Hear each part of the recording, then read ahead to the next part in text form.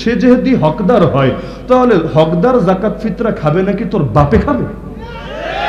নাকি জাকাত ফিতরার টাকাও মেরে দিতে ইচ্ছা জাগে যে এখন যারা হকদার তারা খাবে না? কেন? সে যদি ফকির হয়, সে যদি মিসকিন হয়, সে যদি এতিম হয়, সে যদি ইবনে সাবিল হয়, সে যদি অসহায় হয়, সে যদি কোরআনে বর্ণিত 8 খাতের কোনো এক খাত হয়, অবশ্যই খাবে, গর্বের সাথে খাবে, কারণ সে আল্লাহর মেহমান হয়ে খাচ্ছে, কারো বাপেরটা খাচ্ছে না। যাকাত দেওয়া মানে বুঝেন, যাকাত দেওয়ার মানে করুণা করা না, যাকাত দেওয়ার মানে ভিক্ষা দেওয়া না, যাকাত দেওয়ার মানে আল্লাহর মাল প্রথমে আল্লাহকে দেওয়া। কাকে দেওয়া?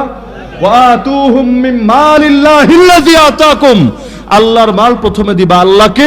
আল্লাহ এটা আগে অনেক সময় কিভাবে নিতেন, যেমন হাবিল কাবিলের কোরবানির ঘটনা জানেন, আসমান থেকে আগুন এসে পুড়িয়ে ভস্ম করে দিত। আল্লাহ চাইলে এখনো সেটা করতে পারতেন। যেমন আমার নবী বলেন, উহিল্লাত লিয়াল গানাইম ওয়া লাম তাহিল্লা লিআহাদিন ক্বাবলি, আমার জন্য গনিমত হালাল করা হয়েছে, আমার পূর্বে কোন নবীর জন্য গনিমত হালাল করা হয় নাই। তাহলে কি হতো? এক এক সময় এক একটা হতো। মনে করেন আসমান থেকে আগুন এসে পুড়িয়ে ফেলে দিল, তা আল্লাহ চাইলে এটাও করতে পারতেন যে কোরবানি যা দিবা, অথবা মানতের পশু যখন জবাই করবা, অথবা যাকাত দিবা, সদকা দিবা, ফিতরা দিবা, এগুলো আসমান থেকে আগুন এসে পুড়িয়ে নিয়ে যাবে। যদি এমন হতো, কারো কিছু বলার অধিকার ছিল? আল্লাহর কাজ আল্লাহ করবে, আমার এখানে কোনো সে থাকার কথা না। তো এখন আল্লাহই বললেন, এই গরিবদের মেহমানদারি আমি করব, তবে আমি তোমাদের হাত দিয়ে করব যাতে করে তোমরাও দামি হতে পারো। রিজিক তো বান্দা দেয় না, রিজিক দেয় একজনই, ওমা মিন দাব্বাতিন ফিল আরদি ইল্লা আলাল্লাহি রিজকুহা। তা আমাকেও যিনি খাওয়ান, গরিবকেও তিনি খাওয়াবেন। যেমন সন্তান হত্যা করতে, ভ্রূণ হত্যা করতে আল্লাহ নিষেধ করেছেন, কেন? লা তাকতুলু আওলাদাকুম খাশিয়াতা ইমলাক, দারিদ্র্যের ভয়ে। কি খাওয়াবো? এই ভয়ে বাচ্চাকে হত্যা করো না। নাহনু নারযুকুহুম ওয়া ইয়্যাকুম, আমি আল্লাহ ওদেরকেও রিজিক দিব, তোমাদেরকেও রিজিক দিব। তোমাদেরকে এটা বললেন পরে, বাচ্চাদেরকে রিজিক দিব বললেন আগে। অথচ বাহ্যিকভাবে দেখা যাচ্ছে বাপ খাওয়াচ্ছে বাচ্চারে। আল্লাহর এই আয়াত থেকে ক্লিয়ার, বাপ খাওয়ায় না রে, খাওয়ায় কে? দুনিয়াতে যে আসে নিজের রিজিক নিয়ে আসে, কেউ কারোটা খায় না, খেতে পারে না। এমনকি আমার কপালে যতদিন একটা দানা বাকি আছে, মৃত্যুর ফেরেশতারও ক্ষমতা নাই এসে আমার জান কবজ করবে। তা আমারটা আমি খাবো, তারটা সে খাবে। তো গরিবরে কি আমরা খাওয়াই? রিজিক কি আমরা দেই? না, বরঞ্চ এটা আল্লাহ চাইলে নিজেই নিয়ে নিতে পারতেন। আবার আল্লাহ বললেন যে ঠিক আছে, আমি এদের মেহমানদারি করব, তবে বান্দা তোর হাতটাকে কাজে লাগাবো যাতে করে তোর হাত দামি হতে পারে। যেমন আবু জাহেলকে ধ্বংস করেছেন কে? কি বিশ্বাস হয় না? ধ্বংস করেছেন কে? আল্লাহ। দুনিয়াতে যা হয় সব করেন কে? আল্লাহ। তাহলে আবু জাহেলকে ধ্বংস করবেন আল্লাহ। আল্লাহ চাইলে মক্কার উপত্যকায় তাকে ধ্বংস করে দিতে পারতেন না? পারতেন। তাহলে এত পরে গিয়ে বদরের ময়দানে কেন ধ্বংস করলেন? কোরআন খুললে পেয়ে যাবেন, কাতিলুহুম ইউআযিবহুমুল্লাহু বিআইদিকুম, তোমরা লড়াই করবে ইসলামের দুশমনদের বিপক্ষে, আল্লাহ আযাব দিবেন ওদেরকে, তবে তোমাদের হাতে। আল্লাহ আগে দিতেন কখনো জিবরিলের হাতে, কখনো মিকাইলের হাতে। যেমন কওমে লুতকে ধ্বংস করলো কে? হুদ জাতিকে ধ্বংস করলো কে? সামুদ জাতিকে ধ্বংস করলো কে? আল্লাহ ফেরেশতা পাঠিয়ে ধ্বংস করেছেন। আল্লাহ চাইলে মক্কায় এই সমস্ত জালেমদেরকে ফেরেশতা দিয়ে ধ্বংস করতে পারতেন না? পারতেন। তাহলে নবীর হাতে, সাহাবীদের হাতে কেন ধ্বংস করলেন? আল্লাহ বললেন তোমাদের হাতগুলোকে দামি বানাবো বলে। এই হাতগুলোকে দামি বানানোর জন্য এই ওসিলা আল্লাহ বানিয়ে দিলেন। যেমন আমার বাপরে তো আল্লাহই খাওয়ায়, কিন্তু সে যদি বৃদ্ধ হয় আমি তার খেদমত করি, খাওয়ায় তো আল্লাহ, মাঝখান দিয়ে আমি যাই দামি হয়ে। আরে সন্তানরাও তো আল্লাহ খাওয়ায়, কিন্তু এই যে বাবা যে পরিশ্রম করছে, সন্তানের পেছনে পরিশ্রমের কারণে প্রতিটা পয়সা সে দেখছে নষ্ট করছি, অথচ আমল নামায় লেখা হচ্ছে সদকার সওয়াব হিসাবে। লস নাই, কোনো কিছুতে কোনো লস নাই। তাহলে করেন তো সব আল্লাহ, কিন্তু আল্লাহ একটু দেখতে চান, একটু যাচাই করতে চান, একটু দামি বানাতে চান। তো এই নাস্তিক্যবাদী আগ্রাসন এসে, আর নাস্তিক তৈরি হয় কোত্থেকে? বড় বড় কলেজ ভার্সিটি সবকিছু এখান থেকে। শরীফ শরীফা তৈরি হয় কোত্থেকে? রংধনু সৈনিক তৈরি হয় কোত্থেকে? তারপরে এই বান্দরের নাতিপুতি আন্ডা বাচ্চা। আপনারা কেউ 1 কোটি টাকা দিলেও তো মানবেন না আপনি বান্দরের বাচ্চা। উপরন্ত যদি কেউ গালি দেয়, বেটা বান্দরের পুত, মেজাজটা যাবে না গরম হয়ে? কি বললি, আমারে দেখতে কি বান্দরের মতো লাগে? একেবারে আপনার টেম্পারেচার হট হয়ে যাবে। তাহলে এই যে বান্দরের বাচ্চা বলেন, ডারউইনের বাচ্চা বলেন, এই যে রংধনু বলেন, শরীফ শরীফা বলেন, সমকামী বলেন, সব কিছুই তো তৈরি হচ্ছে সেখান থেকে। মানে কি? এগুলো হলো পশ্চিমাদের হটস্পট। ওরা আদর্শটা এই দেশে সরিয়ে দেওয়ার জন্য আমাদের মধ্যে ওয়াইফাই সৃষ্টিগতভাবে দেওয়া আছে, মানে আমরা অন্যের থেকে কানেকশন নেই, মানুষ মানুষকে দেখে প্রভাবিত হয়, এটা আমাদের নেচারের মধ্যেই আল্লাহ দিয়ে দিয়েছেন। আর হটস্পট বানিয়ে দিয়েছে ওদেরকে, যেখান থেকে ফ্রি মাগনা ওই আদর্শগুলো প্রচার হতে থাকে। ফলাফল পুরো জাতিটাকেই পঙ্গু বানাচ্ছে এই সমস্ত তথাকথিত শিক্ষিতদেরকে দিয়ে। তো এই যে নাস্তিক্যবাদী আগ্রাসন বাংলার জমিনে বড় কঠিন এক ফিতনার রূপ ধারণ করেছিল। ওই যে বলেছিলাম শহীদের রক্ত বৃথা যায় না, 13 সালে। আমি কথাটা যদি এখানে বলা উচিত কিনা জানি না, কারণ এই এলাকায় আমি আসি না, এখানকার মানুষের মন মানসিকতা সম্পর্কেও জানি না। আর কোনো এলাকায় আসলে আমি দ্বিতীয়বার আসার নিয়ত রাখি না, মানে মনে রাখি না। যদি আশা লাগে ভিন্ন কথা জোর করে, কিন্তু আমার মাথায় ওটা থাকে না। কি বলিলে পরের বছর দাওয়াত মিলিবে, আর কি বলিলে এখানে রিস্কে পড়া লাগিতে পারে, এই সমস্ত টেনশন বা ফিকির কোনো কিছুই থাকে না। এজন্য কথা যেহেতু আসলো বলেই দিই, যদি অনেকে অন্য দলের থাকতে পারেন, চেতনায় লাগতে পারে। 2013 সাল বাহ্যিকভাবে সবাই বলে ব্যর্থতার বছর, পরাজয়ের বছর, লাঞ্ছনার বছর, বঞ্চনার বছর। তবে আমার একটা হিসাব নিকাশ আছে, আপনি একমত হতে পারেন, দ্বিমত হতে পারেন, আমি ভিন্ন মতকেও শ্রদ্ধা জানাই। 2013 সালে রাজনৈতিকভাবে আমরা হেরেছি, এটা সত্য। তবে সাংস্কৃতিকভাবে আমরা জিতেছি, এটা তার চাইতে বেশি সত্য। সাংস্কৃতিক অঙ্গনটাকে এক পাশে রাখেন, রাজনৈতিক অঙ্গনকে আরেক পাশে রাখেন। যদিও রাজনীতি শেল্টার দেয় সংস্কৃতিকে, সেটা ভিন্ন আলাপ। কিন্তু নাস্তিকরা যেভাবে ডানা মেলে উঠতে শুরু করেছিল বাংলার জমিনে বসে, যেই মাটির পরতে পরতে ইসলাম মিশে আছে, যেই দেশের মানুষরা এখনো আলেম ওলামাকে জান প্রাণ দিয়ে ভালোবাসে, ক্ষেতের প্রথম ফসল, আরে হাঁসের প্রথম ডিম ইত্যাদি সবকিছু কোন এক হুজুরের কাছে দিতে পারলে নিজের জীবনকে কামিয়াব মনে করে। সন্তান হলে কোন হুজুরের কাছে নিয়ে যায়, একটু তাহনিক করিয়ে দেন, খেজুর চিবিয়ে একটু লালাটা দিয়ে দোয়া করে দেন। এমনকি প্রতিটা ক্ষেত্রেই যারা হুজুরদের মহব্বত পাওয়াকে নিজেদের জীবনের একটা সার্থকতা মনে করে, ওই দেশে প্রকাশ্যে বসে একদল মানুষ আল্লাহর নবীকে নিয়ে বেয়াদবি শুরু করে দিয়েছিল। নাস্তিক্যবাদের কি আগ্রাসন প্রকাশ্যে শুরু হয়ে গিয়েছিল। আলহামদুলিল্লাহ সুম্মা আলহামদুলিল্লাহ, এই তাওহীদ জনতার জাগরণে পুরো স্রোতটাই লম্বা একটা সময় পর্যন্ত পুরো থেমে যেতে বাধ্য হয়েছে। আমি বলবো না 100% নির্মূল হয়েছে, এটা হবে না। কারণ মূল ঠিক না হলে, সেই ইসলামী খেলাফা ব্যবস্থা কায়েম না হলে সকল রোগের মহৌষধ পাওয়া যাবে না। তবে অনেকাংশে বাধাগ্রস্ত হয়েছে, যেটা আজও পর্যন্ত ওরা পুরোপুরি যে ক্ষতিপূরণ করতে পারে নাই। 2013 আগে শাহবাগী শব্দটা ছিল একটা বুলি, গালি না, একটা কি বুলি। দেখেন না কোন হুজুর মানুষও গিয়ে বলতো আমরাও শাহবাগের সহযোগী। কি জানি এক গর্বের বিষয়, মানে নয়া এক মুক্তিযুদ্ধ, সেই ফ্রন্টের তারা বড় বড় মুক্তিযোদ্ধা। আল্লাহ তাআলা কেমনে ঘুরিয়ে দিলেন চিত্রটা। এখন কাউরে বইলা দেখেন না এই শাহবাগী রে, দেখবেন সঙ্গে সঙ্গে তেলে বেগুনে জ্বলে উঠেছে। কারণ শাহবাগী শব্দ এখন নিকৃষ্ট গালিতে পরিণত হয়েছে। এমন কই সময় যারা শাহবাগে প্রত্যক্ষভাবে শরীক ছিল, তাদের একাধিক জনকে আমি আজও চিনি, ভালো করে জানি। তাদের পুরো জীবনের গতিপথই চেঞ্জ হয়েছে। এখন তারা হকের সৈনিক হয়ে গিয়েছে এক একজন। 2013 পরাজয়ের বছর ছিল না, কারণ শহীদের রক্ত কখনো আল্লাহ বৃথা যেতে দেয় না। না হলে বাহ্যিক চোখে দেখলে কারবালারও পরাজয় মনে হবে, এগুলোকে পরাজয় বলে না। হ্যাঁ, ইয়ে শামে জিন্দেগি সুবহে দাওয়ামে জিন্দেগি। ওই মৃত্যু যেমন এক জীবনের সমাপ্তি আর এক জীবনের সূচনা, একইভাবে সাংস্কৃতিকভাবে আলহামদুলিল্লাহ আমরা ব্যর্থ না। এই যে দেখেন গত অনেক বছর ধরে এই দেশে প্রকাশ্যে মিডিয়াগুলোকে কাজে লাগিয়ে ইসলাম ফোবিয়া ছড়ানো হচ্ছে নাকি হচ্ছে না? বাংলাদেশের মতো জায়গায় ইসলামের বিরুদ্ধে প্রোপাগান্ডা ছড়ানো হচ্ছে, মুসলমানদেরকে পচানো হচ্ছে। এই অনলাইনকে, এই মিডিয়ায়, স্যাটেলাইট গুলোকে কাজে লাগিয়ে কতভাবে ইসলামের ইমেজকে বরবাদ করতে চেয়েছে। কিন্তু আল্লাহর কি কুদরত দেখেন, আজকে বাংলার জমিনে যুবকরা অতীতের সবচাইতে বেশি আজকে জাগতে শুরু করেছে। রিমান্ডে আমাদেরকে বলেছে হুজুর আপনাদেরকে মনিটরিং না করে উপায় আছে? সোশ্যাল মিডিয়ার 70% আপনাদের দখলে। 2021 যদি বলে 70%, আজকে আরো বেশি হবে। যারা গান শোনে, যারা সিনেমা দেখে, এমনকি যারা পর্নোগ্রাফি দেখে, হুজুর কেউ বাদ নাই যে টুকটাক আপনাদের বয়ান দেখে না, আলোচনা শোনে না। তো আপনারা যদি অবাধে কথা বলতে থাকেন, কোন কথায় কে যে কোন দিকে জ্বলে যায় এটা তো পরবর্তীতে সামলানো মুশকিল হয়ে যায়। এজন্য আপনাদের নিয়ে আমাদের টেনশন একটু বেশি করা লাগে। এখনো দেখেন না অনেক সময় সিনেমার ভিউয়ের চাইতে দেখবেন ওয়াজের ভিউ বেশি হয়ে গিয়েছে। আগে এক সময় ওয়াজ মাহফিলে আপনারা ক্যামেরা ছড়াছড়ি দেখতেন নাকি? এখন ক্যামেরা পিঠা ফাটাও সরাতে পারবেন না আপনি, মানে অনেক ধরনের শৃঙ্খলা দিবেন, আইন করবেন, কানুন করবেন, ভাই ক্যামেরা আইনও না, মানুষ যে দেখতে যেতে সমস্যা না হয়, তবুও দেখবেন, আনবেন না বললেই এক গাদা এসে হাজির হবে, সামনে জায়গা দেওয়া যাবে না, কিলিবিলি করতে থাকবে, কি এক ভয়াবহ অবস্থা। অথচ অনেক নাটক সিনেমার অল্প কিছু হাতে গোনা সেলিব্রিটি বাদে বাকিরা হাহুতাশ করছে, আমরা ভিউ পাচ্ছি না। এমনকি আমার তো মজা লাগে, এই যে কাছেই তো নরসিংদীর হাসনাবাদে সিনেমা হল ভেঙে মাদ্রাসা তৈরি হচ্ছে। মানে সিনেমা হলের জমি চলে গিয়েছে মাদ্রাসায়, হ্যাঁ জোরপূর্বক না, জুলুম না, দখল না, অটোমেটিক, এটা সিস্টেমটাই হয়েছে এমন। মানে কি, ব্যবসা ভালো না, পাবলিক পায় না, শ্রোতা পায় না, তো এখন সবাই তো স্বপ্ন দেখে যে বরকতটা যাতে আসে।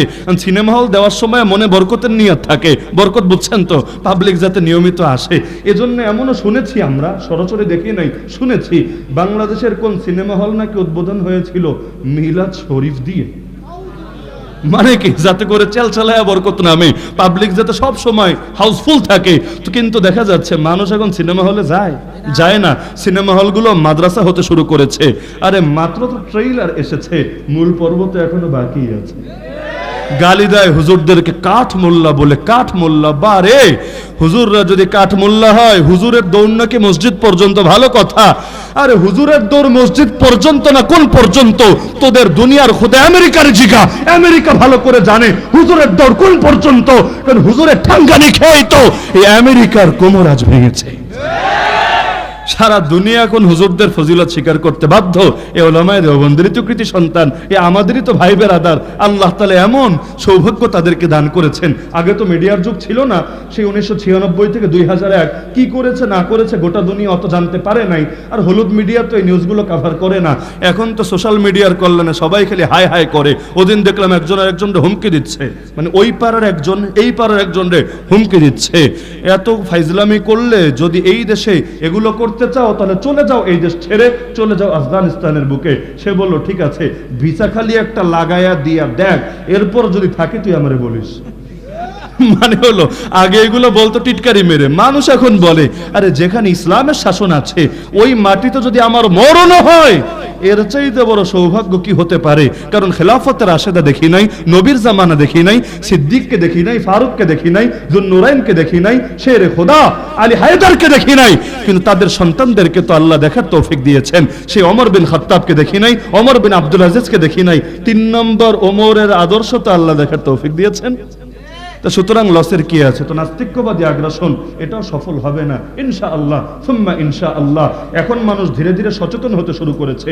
এই দেশের মানুষ গত 10 বছর আগেও কয়জন বুঝতো সেকুলারিজমের মধ্যে কি কি কুফুর আছে, ডেমোক্রেসির মধ্যে কি কি কুফুর আছে, ন্যাশনালিজমের মধ্যে কি কি কুফুর আছে? আজকে আলহামদুলিল্লাহ সবাই না বুঝলেও এই যুবক ভাইদের বড় একটা অংশ বোঝে।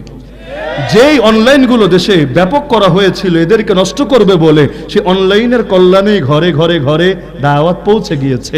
না হলে এই যে মহাব্বত হকের জন্য, মনে করেন আমি আপনাদের এলাকায় ইতিপূর্বে এসেছি বলে আমার মনে পড়ে না, তবু এই যে মানুষগুলো এখানে আসলেন, অল্প কিছু হয়তো এমন যারা এমনি এসেছেন, মানে আমাকেও চেনেন না বা উল্লেখযোগ্য কিছু জানেনও না, কিন্তু বড় একটা অংশ এমন না যে আমাদের 4 জনকেই আগে দেখেন বা না দেখেন দিল দিয়ে মহাব্বত করেন। তো এগুলোকে অনলাইনের কল্যাণে না, তো অনলাইন বানিয়েছে ভেবেছে সবাইরা পর্নোগ্রাফিতে লাগাবে, সবাইরা গান বাজনায় লাগাবে, সবাইরা সিনেমায় লাগাবে, না ওদের গলি এখন ব্যাকফায়ার হয়ে ওদের পেটে গিয়ে ঢুকতে শুরু করেছে। আরে সবে তো শুরু, ইনশাআল্লাহ যেভাবে ওই জমিনে মায়ের পিঠ খেয়েছে, এখানেও একদিন শীঘ্রই ওদের নাকানি চুবানি খাওয়া লাগবেই লাগবে। কারণ স্বাধীন হয়েছি তবে মুক্ত এখনো হতে পারি নাই, বাস্তবতা এটাই। স্বাধীন হয়েছি 2 বার, 47-এ একবার, 71-এ আর একবার। মুক্ত হতে পারি নাই। বলবেন কিসের থেকে? গায়রুল্লাহর দাসত্ব থেকে। কারণ আমরা আল্লাহর গোলাম, আল্লাহর গোলামের অধিকার চাই। জীবনের চাওয়া একটাই, দ্বিতীয় কোনো চাওয়া নাই। মেরি জিন্দগি কা মকসদ তেরে দ্বীন কি সরফরাজি, मैं इसीलिए मुसलमान, मैं इसीलिए नमाजी। আমাদের জীবনের একটাই চাওয়া, আল্লাহর গোলাম আমরা, আমাদেরকে স্বাধীনভাবে আল্লাহর গোলামি করতে দাও, আমাদের ভিন্ন কিছু লাগবে না। কিন্তু ওই গোলামি আমাদেরকে করতে দিতে চায় না, বরং আমাদেরকে বাধ্য করে মানুষ হয়ে মানুষের গোলামি করার জন্য। এখন দেখতে পাচ্ছি আল্লাহ বলছেন একটা, মানুষ বানিয়েছে আর একটা, আমাকে বাধ্য করা হচ্ছে মানুষেরটা মানতে হবেই হবে। উপরন্ত মানুষেরটা বাদ দিয়ে আল্লাহরটা যদি তুলে ধরো দাওয়াতের ফিল্ডে মানুষের সামনে, তোমাকে রাষ্ট্রদ্রোহী বানিয়ে জেলখানায় ফেলে দেওয়া হবে। নাস্তিক্যবাদী আগ্রাসন এটাও একটা মাথা ব্যথার কারণ ছিল। আলহামদুলিল্লাহ অনেকটা পতন ঘটে গিয়েছে। লাস্টটা বলি, আলোচনার ইতি টানি। হযরত চলে এসেছেন কি? মাশাআল্লাহ। লাস্ট যে আগ্রাসন আমাদের চোখের সামনে, সেটা হলো হিন্দুত্ববাদী আগ্রাসন। আমি হিন্দু আগ্রাসন বলি নাই, হিন্দু ধর্মীয় আগ্রাসন বলি নাই, আমি শব্দ বলেছি হিন্দুত্ববাদী আগ্রাসন। এগুলোর পার্থক্য যদি না বোঝেন, না বুঝেই যদি আমাদের ভুল ধরতে চান, আগে একটু পড়ালেখা করে আসেন, তারপর ভুল ধরেন।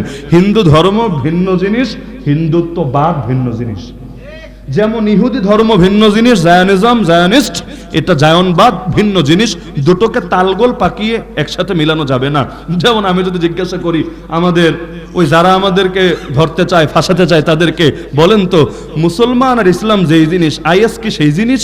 বলবে না না না হুজুর, কিভাবে এক জিনিস হয়? দুইটা তো ভিন্ন জিনিস। তাহলে একই কথা, হিন্দু ধর্ম এক জিনিস আর হিন্দুত্ববাদ এই বিজেপি আরএসএস আর যা কিছু আছে আন্ডা বাচ্চা, এগুলো হলো আরেক জিনিস। তো তোরা তো বলিস ধর্মের নামে যদি সন্ত্রাস করে ওইটাকে জঙ্গিবাদ বলে। শোনেন নাই? ধর্মের নামে যদি সন্ত্রাস করে সেটাকে কি বলে? আর ধর্মের নাম ছাড়া করলে সেটাকে সাধারণ সন্ত্রাস বলে। ভালো কথা, মানলাম তর্কের খাতিরে যে ওদের সংজ্ঞা ঠিক আছে, মানলাম আর কি, যদিও মানা উচিত না, মানলাম। তাহলে আমাকে বলেন, এই যে ইসরায়েলের ইহুদিরা ফিলিস্তিনের বুকে মুসলমান মারে, ধর্মের নামে না অধর্মের নামে? আল্লাহর কসম ধর্মের নামে। ওরা নাস্তিক্যবাদী রাষ্ট্র বানাতে চায় না, সেকুলার রাষ্ট্র বানাতে চায় না, ওরা নিখাত ইহুদিবাদী রাষ্ট্র বানাতে চায়, দাজ্জাল রাজত্ব এই জমিনের বুকে কায়েম করতে চায়। এটাই তো ধর্মের কথা। এই যে ভারতের বুকে হাজার হাজার মুসলমানকে শহীদ করা হয়েছে, কখনো কথিত লাভ জিহাদের ধোয়া তুলে, আরে কখনো হলো গো রক্ষার নামে, কখনো বিভিন্ন আজিবাজিব ট্যাগ লাগিয়ে বিভিন্ন সময়ে যে জুলুম করেছে, ধর্মের নামে করে নাই? আরে গো রক্ষার নামে মুসলমান মারে, এটাও তো ধর্মেরই নাম। তাহলে এই যে ধর্মের নামে মুসলমান মারছে, এটাকেও জঙ্গিবাদ বলে না? কিন্তু আমার এই দুই চোখ জীবনে দেখে নাই জাতীয় কোনো মিডিয়া বা আমাদের জাতীয় কোনো নেতা কখনো ইহুদিবাদীদেরকে বা পার্শ্ববর্তী মুশরিকদেরকে জঙ্গি বা জঙ্গিবাদী বলেছে। জীবনে শুনি নাই কেউ বলেছে বেনিয়ামিন নেতানিয়াহু হলো জঙ্গিদের নেতা, নরেন্দ্র মোদী হলো জঙ্গিদের নেতা। আমার এই জীবন আজও পর্যন্ত এমন কথা শুনে নাই। এমনকি যে ফরিদপুরের বুকে নির্মাণ শ্রমিকদেরকে পিটিয়ে মারা হলো, আগুন লেগেছে, আগুন নিভাতে গিয়েছে, যার জন্য করি চুরি সেই বলে চোর। যদি আগুন নিভাতে না যেত মাইর খাওয়া লাগতো না। ভালো করতে চেয়েছে, নিজের ধর্ম পরিচয় ভুলে গিয়ে আরেকজনের ঘর, যদিও মানুষ ছিল না কেউ, কিন্তু ঘরটাকে রক্ষা করতে চেয়েছে, পিটিয়ে পিটিয়ে নির্মম ভাবে। কোনো গণপিটন, এগুলো ভুয়া। ওই সিসিটিভি ফুটেজ চেক করে দেখেন না, এখন তো এগুলো ভাইরাল হয়ে গিয়েছে যে রুমের মধ্যে দরজা লাগিয়ে টার্গেট কিলিং। এটা কোনো ওই গণপিটনের মধ্যে দুর্ঘটনা ঘটে গেছে তা না, ইচ্ছাকৃত ভাবে পিটিয়ে পিটিয়ে নির্মম ভাবে। আর একটা দুইটা পিটনে দিলেই মানুষ মরে না, লম্বা টাইম পিটাতে পিটাতে নির্মম ভাবে শহীদ করেছে। এরপর তাদের পক্ষ হয়ে আবার আমাদের কিছু প্রশাসনের লোক গুলি করে এই ফরিদপুরের বুকে নির্মমভাবে কয়েকজনকে শহীদ করে দিয়েছে। এই যে পুরো ঘটনাটা ঘটলো, তাহলে মন্দির রক্ষার নামে যদি মুসলমানকে মারে, এটাকেও জঙ্গিবাদ বলে না? কারণ ওদেরকে রাষ্ট্র তো দায়িত্ব দেয় নাই বিচার করার, তাহলে আইন আদালত কিসের জন্য? প্রশাসনের কাজটা কি? আরে তুমিও যদি বিচার করবা, হ্যাঁ যদি তর্কের খাতিরে মানি বাচ্চারা আগুন লাগিয়েছে, পুলিশে দাও, পুলিশ ম্যাজিস্ট্রেটের সামনে হাজির করুক, ম্যাজিস্ট্রেট এরপর মনে চাইলে রিমান্ডে দেখ, মনে চাইলে জেলে পাঠাক, মনে চাইলে ছেড়ে দেখ, এরপর যদি তাকে জেলেও পাঠায়, এরপর চার্জশিট হোক, এরপর চার্জ গঠন হোক, এরপর জজ কোর্টে মামলা ট্রান্সফার হোক, সেখানে বিচার প্রক্রিয়া শুরু হোক, সাক্ষী গ্রহণ শেষ হোক, এরপর বিচারক যদি রায় দেয়, তারপর দেখা যাবে কি রায় তার ব্যাপারে এসেছে। বেকসুর খালাসও পেতে পারে, জেলও পেতে পারে, এটা নিয়ে আমাদের কথা থাকবে না। কিন্তু তোমাদেরকে কে অধিকার দিয়েছে এভাবে পিটিয়ে মুসলমানকে হত্যা করার? দুদিন আগে মারতো সীমান্তে, সাহস বেড়ে বেড়ে এখন এসে ঢুকে পড়েছে দেশের ভিতরে। সীমান্তে মেরে যখন দেখেছে কিছুই হয় না, কেউ তাদের চুলটাও ছিঁড়তে পারে না, এখনই প্রকাশ্যে এখানেও বসে শুরু করেছে। দীর্ঘ 5 দিন চলে গেছে, আজও কোনো অপরাধীকে গ্রেফতার করে হয়েছে বলে আমার জানা নাই। আপনাদের জানা থাকতে পারে, আমার এখনো জানা নাই, আমার নজরে পড়ে নাই। আদৌ হবে কিনা এটা নিয়ে আমি সন্দিহান, এবং সন্দেহের পর্যাপ্ত কারণও আছে। তারপরে মানলাম তর্কের খাতিরে ঠিক আছে, তোমাদের একটু সময় লাগছে যাচাই বাছাই করতে, আত্মগোপনে আছে, বের হতে সময় লাগবে, ঠিক আছে, হতে পারে, মানলাম। তাওহীদি জনতা ময়দানে নামলো কোন হুজুরের নেতৃত্বে না, না হেফাজতের ডাকে, না জামাতের ডাকে, না চরমনাইয়ের ডাকে, না আমাদের ডাকে, কারো ডাকে না। সাধারণ পাবলিক তাওহীদি জনতা সইতে না পেরে রাস্তায় নেমে মধুখালীতে দীর্ঘ 10 কিলো পর্যন্ত রাস্তা ব্লক করে দিল। 10 কিলো, ওই রোডে গেলে বুঝবেন, ঢাকা খুলনা মহাসড়কে মধুখালীতে 10 কিলো রাস্তা ব্লক করে দিল। পাবলিকের ভেতরে ক্ষোভ আছে, আগুন জ্বলছে। আপনাদের তো উচিত ছিল আগ থেকেই এটার ব্যাপারে বিবৃতি দেওয়া, সান্ত্বনা দেওয়া, কিভাবে পাবলিকের নিয়ন্ত্রণ করতে হয়। এটা যে বোঝে না তারে রাজনীতিবিদ হিসেবেও মানায় না। আপনারা আশ্বাস দিতেন, আপনারা বলতেন হ্যাঁ অপরাধীদের ধরছি, তোমরা মাঠে নামার কোনো কারণ নাই, আমরা যাচাই বাছাই করছি, যেই মাত্র খুঁজে পাবো অমনি অমনি ধরবো। তাহলে নাম তো কেউ, আচ্ছা নাম তো কেউ, আচ্ছা নেমেছে ভালো কথা। নামার পরও যদি তাদেরকে ওয়াদা দেওয়া হতো, আশ্বাস দেওয়া হতো, কারণ এটা ইমানের দাবি, এটা আন্দোলনের ফসলে শুধু না, ইমানের দাবি। যদি তাদেরকে ওয়াদা দেওয়া হতো, তারা শর্ত না, আচ্ছা তারপরে মানলাম কেউ সরে নাই, তো ঠিক আছে, কিছু নিয়ম কানুন তো আছে যেগুলো রুলস প্লে করে তারা এটাকে ছত্রভঙ্গ করতে পারে। বিভিন্ন দেশেই তো পৃথিবীর বুকে এমন হয়। কিন্তু এই যে গুলি করে করে পাখির মতো মানুষ মারলো, মানে কি এক আজীব তামাশা শুরু হয়েছে।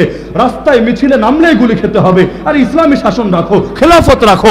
গণতন্ত্র তো মানুষের রাজনৈতিক এবং অরাজনৈতিক আন্দোলনের অধিকারকে সুনিশ্চিত করে। তো যদি মানি এই দেশ গণতান্ত্রিক দেশ, প্রজাতান্ত্রিক দেশ, সেকুলার দেশ, তবে মুসলমানকেও তো তাদের কথা বলার অধিকার দিতে হবে। নাকি এক পক্ষই শুধু অধিকার পাবে আর আরেক পক্ষকে দমিয়ে রাখবে? আরে গতকাল যদি শিখেরা ঢাকা ভার্সিটিতে তরবারি উঁচিয়ে উঁচিয়ে শোডাউন দেয়, সেটাকে তোমরা অ্যালাউ করবা, পারমিশন দিবা। আর আজকে আমাদের ঢাকা ভার্সিটির মুসলমান ভাইয়েরা বৃষ্টি প্রার্থনার জন্য নামাজ পড়তে চায়, তাদের অধিকারকে হরণ করবা। আল্লাহর কসম, এটা দাজ্জালের মতো এক চোখা নিচে ছাড়া কিছু না।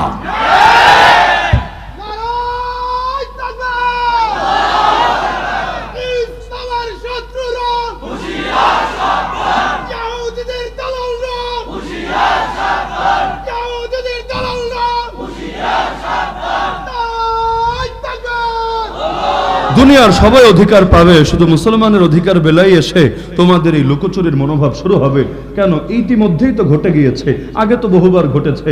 ওই চট্টগ্রামে কোথায় যেন নারীদের পর্দা নিয়ে নিষেধাজ্ঞা দিয়েছে, নারীরা চোখ ঢেকে চেহারা ঢেকে আসতে পারবে না। আরে মুসলমান দেশে যদি নারীরা অধিকার না পায়, পাবে কি আমেরিকায়, পাবে কি ইসরায়েলে, পাবে কি কাফের দেশে? এই দেশ স্বাধীন হয়ে কি লাভ হয়েছে যদি মুসলমান তার অধিকার না পায় স্বাধীন বাংলাদেশে বসে? অধিকার কি সব নাস্তিকদের জন্য? অধিকার সব সেকুলারদের জন্য? আমরা এই দেশের নাগরিক না? আমরা কর দেই না? আরে মাথায় টুপি তাতে কি, গায়ে জামা তাতে কি? ওরাও যেভাবে কর দেয় আমরাও কর দেই, ওরাও যে দেশের নাগরিক আমরাও সেই দেশের নাগরিক, ওরাও যেমনি ভাবে এক শিক্ষায় শিক্ষিত আমরাও আরেক শিক্ষায় শিক্ষিত। তো যদি বলার অধিকার দাও সবাইকে দাও, আর যদি অধিকার কেড়ে নাও সবার থেকে কেড়ে নাও, তো কাউকে দিবা আর কাউকে দিবা না, এটা তো কিছুতেই মেনে নেওয়া যেতে পারে না। তাহলে এই যে নির্মম ভাবে গুলি করে হত্যা করা হলো, অন্য কাউরে গুলি করে দেখুক, একটা নাস্তিকের গুলি করলে গোটা দুনিয়া গরম হয়ে যায়। পশ্চিমের কোন দালাল রে জেলে ঢুকালে গোটা দুনিয়া গরম হয়ে যায়। তাহলে আমরাই সেই নিরীহ অসহায় জাতি যাদের রক্তের কোনো দাম থাকতে নাই। জাতীয় কোনো দৈনিকে বড় করে রিপোর্টও হয় না, মারা গিয়েছে রিপোর্ট নাই, লক্ষ জনতা একত্রিত হয়েছে রিপোর্ট নাই, হসপিটালের বেডে কাতরাচ্ছে রিপোর্ট নাই। উপরন্তু আপনি একটু ফিল্ডে কাজ করতে যান, দেখেন আপনারা কেমনে পেরেশান করে। আপনি দায়িত্ব নেন যে আমি ওদেরকে ফান্ডিং ব্যবস্থা করব, টাকা পয়সা তুলে দেব, রক্তের ব্যবস্থা করব, অন্যান্য সাপোর্ট দেব। যাদেরকে হাজার হাজার মানুষকে মামলা দেওয়া হচ্ছে, আমরা ওদের জন্য আইনে লড়াই করব, ঘোষণা দেন খালি, দেখেন আগামীকাল কি পরিণতি হয় আপনার। কি এক আজীব তামাশায় আমাদেরকে ফেলে দেওয়া হয়েছে। এগুলোর জুলুমের শেষ কোথায়? মাঝে মধ্যে তো সন্দেহ লাগে, স্বাধীন দেশে কি আদৌ স্বাধীন আছি আমরা? কারণ কিসের জন্য বললাম, ভারতবর্ষের অনেক আলেমের সাথে মাঝে মধ্যে মানে তাদের হালতগুলো জানলে দেখা যায় যে ভারতেও যারা থাকে, ধরেন আমাদের ভাষার অনেকেও তো আছে ভারতে, ওরা ওই ভারতে নরেন্দ্র মোদীর দেশে বসে যেভাবে কথা বলতে পারে, অনেকের নাম আমার বলা লাগবে না, আমি ইঙ্গিত দিলে আপনারা বুঝে ফেলার কথা, যে ওই ভারতে বসে যেভাবে তারা সরকারেরও সমালোচনা করে স্বাধীনভাবে, ওর হাজার ভাগের এক ভাগ এই দেশে কেউ করলে এতদিনে তার জেলে বসে মরা লাগতো। তাহলে অবাক হয়ে যায় যে হিন্দুত্ববাদীদের দেশে বসে যে স্বাধীনতা পাচ্ছে, আমরা মুসলমানদের দেশে বসে সে স্বাধীনতা পাচ্ছি না।